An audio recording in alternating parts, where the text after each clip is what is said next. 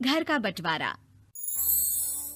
अरे विनोद, तूने हलवाई को सारा सामान तो दे दिया है ना? अक्षय की शादी में कोई कमी नहीं रहनी चाहिए। आखिर सबसे छोटा भाई है तुम सबका। हाँ माँ, आप चिंता मत करो, मैं पूरा ध्यान रखूंगा। मंगल बेटा, तूने तो कहा था कि फूल का ऑर्डर दे दिया है, यहाँ तो फूल पहुँचे ही नहीं। अब क्या बहू की विदाई के बाद फूल आएंगे? माँ, मैंने अभी बात की है फूल वाले से, वो रास्ते में ही है। आप किशोर भैया से क्यों नहीं कहती कुछ करने को? किशोर पहले ही मेरे बताए काम कर रहा है। पास के सभी रिश्तेदारों और मोहल्ले वालों को कार्ड वही तो देकर आया था। रिसेप्शन के लिए हॉल भी उसी ने बुक किया था। टेंट कुर्सी वालों को भी तो वही देख रहा है। पर कई मोहल्ले वाले तो हमारे भरे पूरे परिवार से जलते भी हैं। उन्हें बुलाने की क्या जरूरत थी? बेटा, शादी ब्याह में तो बुलाना ही पड़ता है, नहीं तो लोग क्या कहेंगे। दादी दादी देखो ना, हलवाई अंकल हमें लड्डू नहीं दे रहे, आप इनको डांटो ना। अरे चैन सुख दे देना बच्चों को लड्डू, क्यों तंग कर रहा है इन्हें? बीबी जी, मैं कहाँ मना कर रहा हूँ, लेकिन लड्डू बनते ही ये बच्चे उठा उठा कर खा लेते हैं। अरे मैं तो इन्हें थाल में रख के परोस भी नहीं पा रहा। भागो, अब कोल्ड ड्रिंक पीने चलते हैं। भागो भागो, अब कोल्ड ड्रिंक पीने चलते हैं। जैसे कि आप देख रहे हैं, आज इस घर के सबसे छोटे बेटे अक्षय की शादी है। घर में बहुत चहल पहल है। कुलभूषण की बीवी कमला को फुर्सत ही नहीं है कामों से, लेकिन कुलभूषण और घर के बाकी लोग कहाँ हैं? आइए देखते हैं। अजी, आप यहाँ आराम से बैठकर गाने सुन रहे हो और घर में अभी तक इतने काम बचे हैं करने को। अरे भाई, मेरे सबसे छोटे बेटे की शादी है, इसके बाद तो मैं अब चिंता मुक्त हो ही जाऊंगा।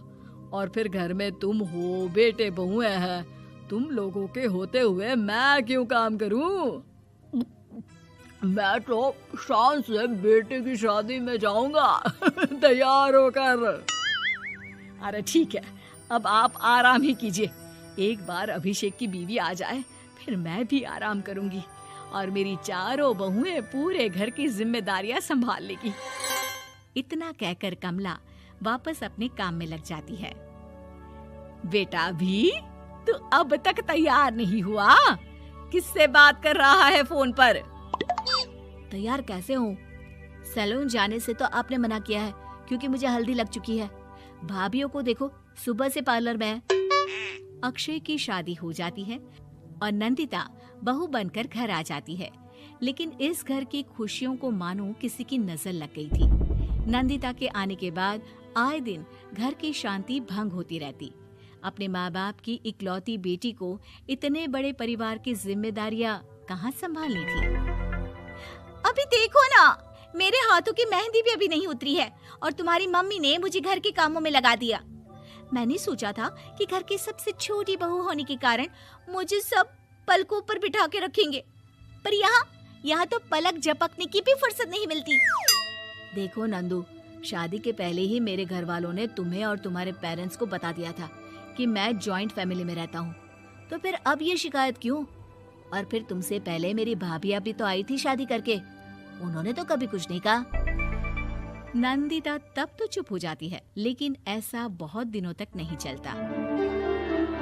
अरे नंदिता, माँ बाबूजी की दवाई का टाइम हो गया है, उन्हें दवाई दिलाओ और उसके बाद सबके लिए नाश्ता बना देना। पर भाभी, मैं तो अभी अपना फेवरेट सीरियल देख रही हूँ।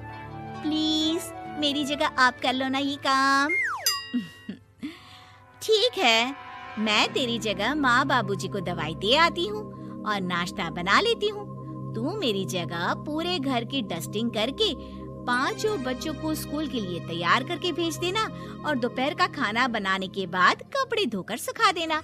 उसके बाद हम दोनों मिलकर बाजार जाकर सब्जी ले आएंगे, फिर डिनर की तैयारी कर लेंगे और उसके बाद बस भाभी, मैं माँ बाबूजी को दवाई देकर सबके लिए नाश्ता बना देती हूँ। हे भगवान, ये कहाँ लाकर फंसा दिया मुझे। मेरे घर में तो गिनती की 8 रोटियां और 2 सब्जी बनती थी और नाश्ता निपट जाता था, यहाँ तो रोटियों का ढेर और सब्जियाँ बड़े बड़े पतीलों में बनानी पड़ती है। नाश्ता बनते बनते लंच का टाइम हो जाता है और लंच बनते बनते डिनर का। अभी मुझ में तुम्हारे पूरे परिवार का नखरा उठाने की और ताकत नहीं बची। मैं ऐसे नहीं रह सकती। अरे तो क्या चाहती हो तुम? मुझे अलग रहना है बस। तो ठीक है, हम कल ही शिफ्ट हो जाएंगे किराए के घर में। इतना बड़ा घर होते हुए हम किराए पे क्यों रहेंगे? ना जी ना, घर में ही दीवार खड़ी करो अपने हिस्से के आगे। घर के साथ साथ घर की खुशियों में भी दीवार खींच जाती है। ऐसे ही कई महीने बीत जाते हैं और नंदिता माँ बन जाती है। बच्चे के आने से अभिषेक के कंधों पर खर्चों का बोझ आ पड़ता है। अभिषेक का बोझ कम करने के लिए नंदिता भी पार्ट टाइम जॉब कर लेती है, लेकिन इससे उसके सर पर नौकरी, घर और बच्चे की जिम्मेदारी बढ़ जाती है। नंदिता, ये क्या है? तुमने घर भी ठीक से साफ नहीं किया, ना ही मेरे कपड़े धुले हैं। चिंटू के बाल भी कटवाने जाना था, देखो उसके बाल कितने बढ़ गए हैं। अरे करती क्या हो पूरा दिन तुम? मैं करती क्या हूँ? तुम्हारा नाश्ता और लंच बनाने के बाद चिंटू को डे केयर सेंटर पर छोड़ कर आती हूँ, फिर खुद ऑफिस जाती हूँ।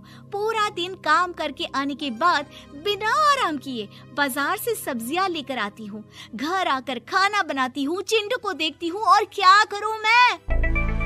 तो किसने कहा था अपने सर पर इतने काम लेने को? मत जाओ ऑफिस। ऑफिस जाए बिना घर के खर्चे कहाँ से पूरे होंगे? चिंटू की डे केयर का खर्च, उसके लिए बेबी फूड का खर्च, प्रेस वाले का खर्च, ये सब तुम्हारी सैलरी से होता नहीं है। अगर परिवार से अलग नहीं होती तो इतनी मुसीबतें नहीं उठानी पड़ती तुम्हें परिवार के साथ मिलकर काम करने में दिक्कत थी, लेकिन काम तो अब भी बहुत है तुम्हारे सर पर। चिंटू को भी डे केयर भेजने की जरूरत नहीं पड़ती। उसको गोद में खिलाने के लिए दादा दादी और घर के सभी बड़े होते। उसके साथ खेलने के लिए उसके भाई बहन भी होते। मेरे तीनों बड़े भाइयों के बच्चे भी बड़े हुए हैं, लेकिन बिना महंगा बेबी फूड खाए, क्योंकि मेरी माँ और भाभियाँ बहुत अच्छे से जानती है कि बच्चे को क्या खिलाना चाहिए। बिजली के बिल जैसे खर्चे भी सब मिलकर बांट लेते थे। लेकिन तुम्हें तो सबसे अलग रहने में ही मजा आता है, तो अब शिकायत क्यों करती हो? बस करो अभिषेक, बस करो। मैं मानती हूँ कि मैं गलत थी। मेरे एक गलत फैसले ने हमें बिल्कुल अकेला कर दिया है सबसे। एक घर में होते हुए भी हम बाकी परिवार से अजनबियों की तरह रह रहे हैं। अभिषेक और नंदिता की सारी बातें घर के बाकी लोगों को सुनाई दे रही थी। तभी कमला बोल पड़ती है। अरे नंदिता बहू, किसने कहा कि तुम अकेले हो? तुम्हारा इतना भरा पूरा परिवार है ना तुम्हारे साथ। हम तो बस ये चाहते थे कि तुम अपनी गलती समझ जाओ। अगर हम तुम्हें समझाते तो शायद तुम ना समझती, लेकिन अपनी गलती का एहसास तुम्हें खुद हो गया है, तो अब तुम समझ चुकी हो परिवार में एक साथ रहने का मोल क्या होता है। मम्मी जी, मुझे माफ कर दीजिए, अब ऐसा दोबारा कभी नहीं होगा।